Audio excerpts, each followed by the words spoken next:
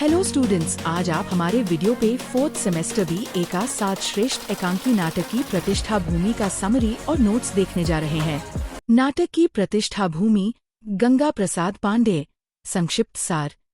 यह निबंध नाटक की उत्पत्ति, स्वरूप, महत्व तथा हिंदी एकांकी नाटकों के विकास को स्पष्ट करता है। लेखक के अनुसार संपूर्ण विश्व स्वयं एक विराट रंगमंच है, जहाँ प्रकृति और मानव निरंतर अभिनय कर रहे हैं।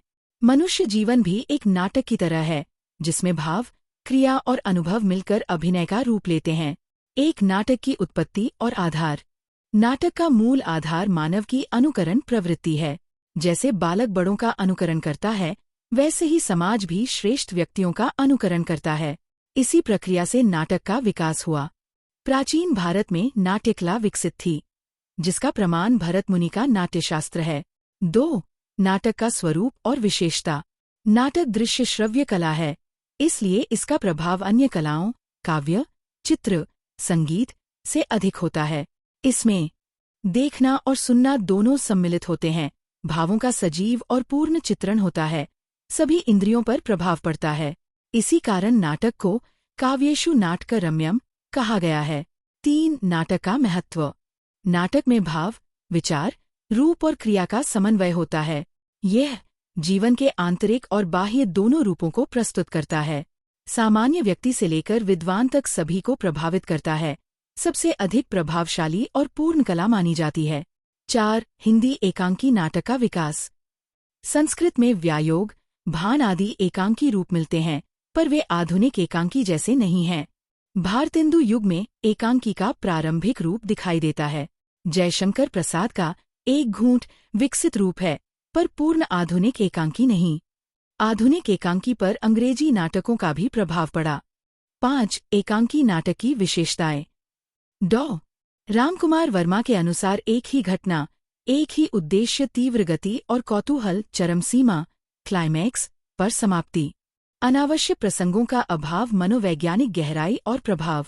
6. प्रमुख एकांकी नाटककार।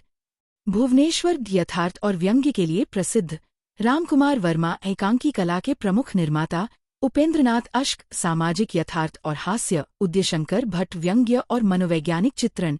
जगदीश चंद्र माथुर ऐतिहासिक और राष्ट्रीय भावना। विष्णु प्रभाकर मानवता और सामाजिक दृष्टि। लक्ष्मीनारायण लाल रंगमंचीयता और आधुनिक दृष्टिकोण। 7. आधुनिक युग में एकांकी का महत्व। आज का जीवन तेज और व्यस्त है, इसलिए छोटे और प्रभावशाली रूप जैसे एकांकी अधिक लोकप्रिय हैं। एकांकी कम समय में गहन प्रभाव उत्पन्न करता है। निष्कर्ष।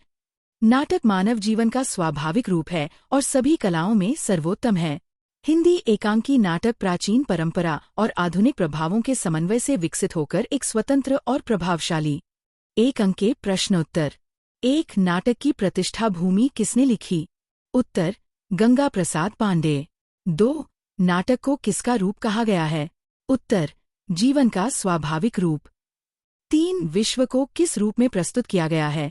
उत्तर, रंगमंच। 4. नाटक का मूल स्रोत क्या माना गया है? उत्तर, मानव जीवन की नाटकीय प्रवृत्ति। 5. मनुष्य जीवन में क्या करता है? उत्तर, अभिनय। 6. नाटक का प्रमुख गुण क्या है? उत्तर, दृश्य श्रव्य होना। 7. नाटक को दृश्य श्रव्य क्यों कहा जाता है? उत्तर, क्योंकि इसमें देखना और सुनना दोनों शामिल हैं। 8. काव्येषु नाटकरम्यम का अर्थ क्या है? उत्तर, काव्यों में नाटक सबसे रमणीय है। 9. नाटक में कौन कौन से तत्व सम्मिलित होते हैं? उत्तर, भाव, विचार, रूप और दृश्य। 10. नाटक किसका समन्वय है? उत्तर, काव्य, संगीत और अभिनय। 11. नाटक की प्रभावोत्पादकता का कारण क्या है? उत्तर, दृश्य और श्रव्य का सम्मिलन। 12. नाटक में भाव कैसे व्यक्त होते हैं? उत्तर, हाव भाव और वाणी द्वारा। 13. रूपक किसे कहते हैं? उत्तर, एक वस्तु पर दूसरी वस्तु का आरोप। 14. नाटक को रूपक क्यों कहा गया है? उत्तर, क्योंकि इसमें जीवन का अभिनय होता। 15. नाटक का प्रभाव किन इंद्रियों पर पड़ता है? उत्तर, आँख और कान। 16. नाट्यशास्त्र के रचयिता कौन हैं? उत्तर, भरत मुनि। 16. नाट्यशास्त्र कब लिखा गया? उत्तर, प्राचीन काल में। 17. एकांकी नाटक क्या है? उत्तर, एक अंक में समाप्त होने वाला नाटक। 18 एकांकी में कितनी घटनाएं होती हैं? उत्तर, एक मुख्य घटना। 19 एकांकी का प्रमुख गुण क्या है? उत्तर, संक्षिप्तता और तीव्रता। 20 एकांकी में चरम सीमा को क्या कहते हैं? उत्तर, क्लाइमैक्स। 21 आधुनिक एकांकी कब विकसित हुआ? उत्तर, 20वीं सदी में। 22 हिंदी के प्रथम एकांकीकार कौन माने जाते हैं? उत्तर, भुवनेश्वर। 23 डॉ. रामकुमार वर्मा का पहला एकांकी संग्रह कौन सा है? उत्तर, पृथ्वीराज की आंखें। 24 दीपदान किसका नाटक है? उत्तर, डॉ. रामकुमार वर्मा। 25 सूखी डाली किसका एकांकी है? उत्तर, उपेंद्रनाथ अश्क। 26 भोर का तारा किसका नाटक है? उत्तर, जगदीश चंद्र माथुर। 27 एकांकी में किसका अधिक महत्व होता है? उत्तर, मनोविज्ञान। 28 नाटक का प्रभाव कैसा होता है? उत्तर, व्यापक और स्थायी। 29 नाटक अन्य कलाओं से श्रेष्ठ क्यों है? उत्तर, क्योंकि इसमें सभी कलाओं का समन्वय होता है। संदर्भ 1 आकाश की नील नीलम ताराओं से टंकी छत, यह ईश्वरीय यथार्थ नाटक है। संदर्भ यह अंश गंगा प्रसाद पांडे द्वारा लिखित निबंध नाटक की प्रतिष्ठा भूमि से लिया गया है। इसमें लेखक ने महाप्राण सूर्यकांत त्रिपाठी निराला के विचारों के आधार पर नाटक की उत्पत्ति और स्वरूप का वर्णन किया है।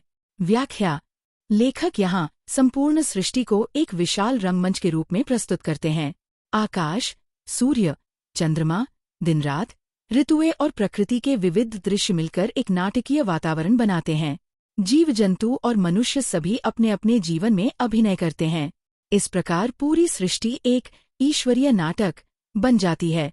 स्पष्टीकरण इस अंश का मुख्य आशय ये है कि नाटक केवल मंच पर होने वाली कला नहीं है, बल्कि यह जीवन और प्रकृति का स्वाभाविक रूप है।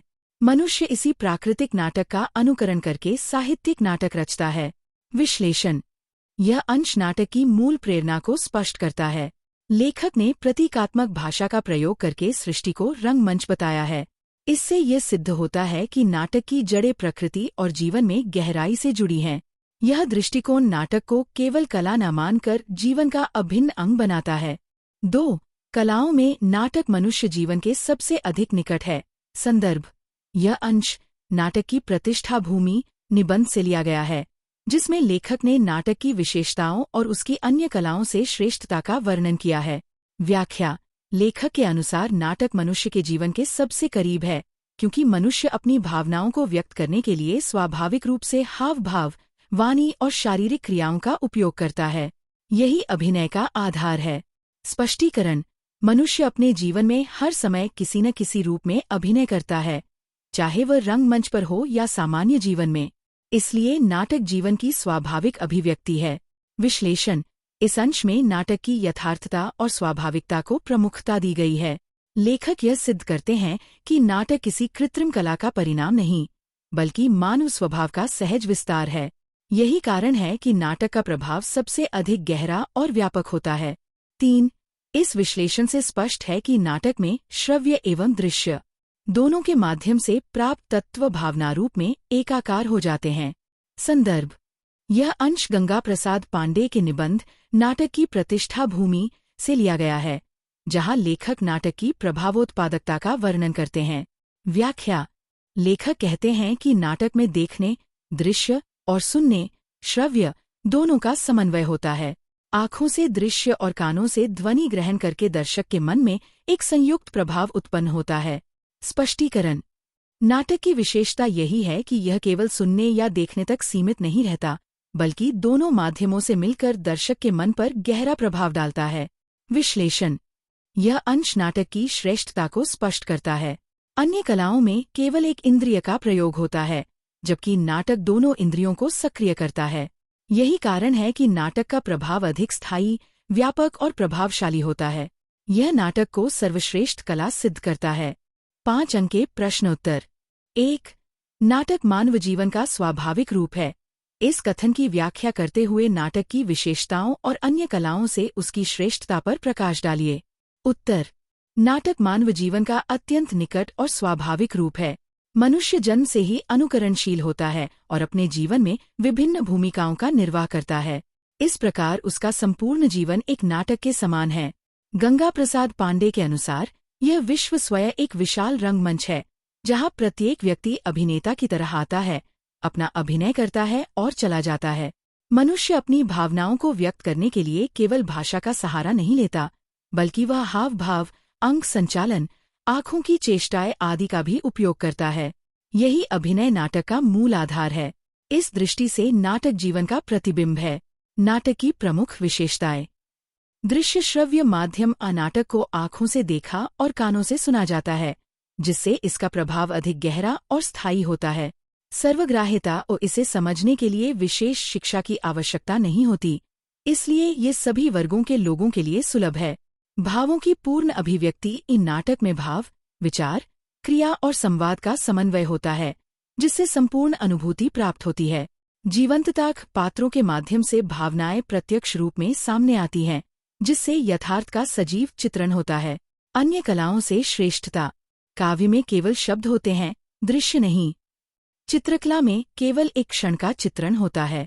संगीत में ध्वनि समाप्त होते ही प्रभाव भी क्षीण हो जाता है। नाटक में इन सभी का समन्वय होता है, दृश्य, श्रव्य, क्रिया और भावना। इस प्रकार नाटक सभी कलाओं का समाहार है और अपने प्रभाव, व्यापकता तथा जीवन से निकटता के कारण श्रेष्ठ माना जाता है। हिंदी एकांकी नाटक के विकास, स्वरूप और प्रमुख विशेषताओं का विस्तृत विवेचन कीजिए। उत्तर। हिंदी एकांकी नाटक आधुनिक युग की देन है, जिसका विकास समय की आवश्यकताओं और जीवन की गति के अनुसार हुआ है। यद्यपि संस्कृत साहित्य में एकांकी रूपक जैसे भान, प्रहसन आदि मिलते हैं, परंतु वे आधुनिक एकांकी की दृष्टि से पूर्ण विकसित नहीं माने जाते। विकास क्रम। संस्कृत काल भान, व्यायोग आदि एकांकी रूपों का प्रारंभिक स्वरूप। भारतेन्दु युग, वैदिकी हिंसा हिंसा न भवति आदि नाटकों में एकांकी के बीज। प्रसाद युग, एक घूंट में विकसित रूप, पर पूर्ण एकांकी नहीं।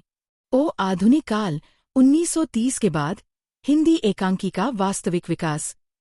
प्रमुख नाटककार रामकुमार वर्मा, भुवनेश्वर, उपेंद्रनाथ अश्क, जगदीश चंद्र माथुर, विष्णु प्रभाकर। एकांकी नाटक की प्रमुख विशेषताएं। एक अंक में समाप्ति। पूरा नाटक एक ही अंक में समाप्त हो जाता है। एक घटना और एक उद्देश्य। कथानक में एक ही मुख्य घटना और समस्या होती है। कौतूहल और तीव्र गति। कथा तेजी से आगे बढ़ती है और चरम सीमा तक पहुंचती है।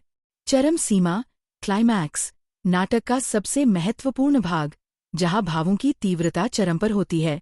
संक्षिप्तता और प्रभावशीलता। कम समय में अधिक प्रभाव उत्पन्न करना। मनोवैज्ञानिकता। पात्रों के आंतरिक संघर्ष और मानसिक स्थिति का चित्रण। एकांकी की संरचना। कथानक, पात्र, संवाद, दृश्य विधान, उद्देश्य। आधुनिक युग में लोकप्रियता के कारण जीवन की तेज गति, समय का अभाव, संक्षिप्त और प्रभावी अभिव्यक्ति की आवश्यकता। निष्कर्ष। हिंदी एकांकी नाटक एक स्वतंत्र और सशक्त विधा के रूप में स्थापित हो चुका है। यह आधुनिक जीवन की आवश्यकताओं के अनुरूप है और कम समय में गहन प्रभाव उत्पन्न करने की क्षमता रखता है। इसकी लोकप्रियता दिन प्रतिदिन बढ़ती जा रही है। अगर आपको ये वीडियो अच्छी लगी हो तो लाइक, शेयर और हिंदी गुरु चैनल को सब्सक्राइब कीजिए।